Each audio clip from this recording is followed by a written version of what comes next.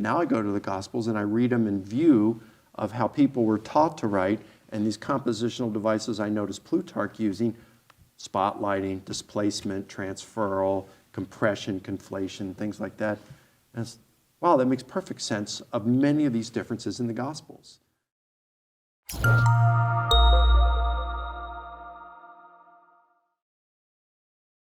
So what are the questions that we need to ask about the Gospels and these various differences? Well, so I would look and I'd say, all right, so why are they there to begin with? So the first thing we'd say is, all right, if I were writing about an important person in antiquity, and I was writing in antiquity, okay, about an important person, what genre would I use?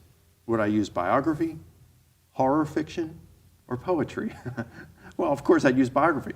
And if I'm a biographer writing in the first century to reading in the first century about a person who had lived in the first century, would I write using the rules that were in play for writing biography in the first century, or those that wouldn't come into play for well over 1,000 years? Well, of course, the answer is I'm going to use the rules that were in play in the first century. So let's learn what those rules were. Let's learn those kind of compositional devices. What's the reason that you're writing biography? And we find the answer to that in Plutarch. Who's the greatest ancient biographer. He wrote just after the Gospels, almost like John finished writing his Gospel, Plutarch starts. What year would that be? Probably around the year 95, 96. He starts writing his lives, Plutarch's lives. They're called lives then, not biographies. And he wrote over 60 of them, of which 48 have survived. Much of what we know about the ancient world comes from Plutarch. He's a great writer, okay? So as I'm reading through these 50, I start off with these 48 biographies. I notice that 9 of the 48 involve people who lived at the same time.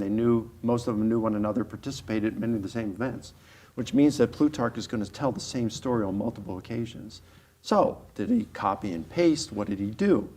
So what I did was I went through them a second time and a third time, and I made very detailed outlines of all the stories in them, and then I compared and I found 36 stories that Plutarch tells 2 or more times.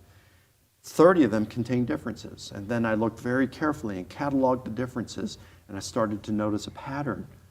Patterns started to evolve, or I started to recognize them. So I'd see Plutarch on a regular basis that he would compress an account.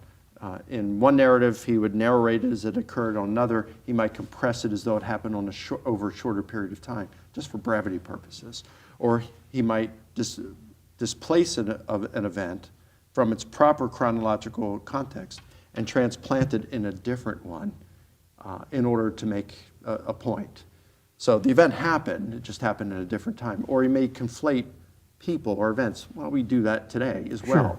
So he could conflate, or literary spotlighting, I call it. And that's when, you've been in a theatrical performance and you see these people on stage, and then all of a sudden the lights go out and a spotlight shines on a single actor. You know others are on stage, but you don't see them because there's so much focus on this. Well, it could be in one story, Plutarch mentions a couple actors involved in a certain event, but in the same story in a different biography that's focused on that particular person as the main character, he only mentions the main character doing it. The others aren't even mentioned, so shining his literary spotlight on that. So you see these kinds of things going on. Plutarch does on a regular basis. I think I give 6 or somewhere around that of these compositional devices. And then you have compositional textbooks, which were around in that day. And the elite, the educated, would use these in their secondary and tertiary education in their mid-teens. They already knew how to read and write, but now they're learning how to write well. And so they learn how to paraphrase and things like that. And there's all these techniques that they were trained to do. And it says, this is how you write. So it's like, okay, well, if we go to Plutarch, we ought to see this going on. And we do. Well, shouldn't we see this then when we go to the Gospels? So that's what I did. Now I go to the Gospels and I read them in view of how people were taught to write. And these compositional devices I noticed Plutarch using: spotlighting, displacement, transferal, compression, conflation, things like that. And wow, that makes perfect sense of many of these differences in the Gospels. It's really eye-opening. Pretty cool.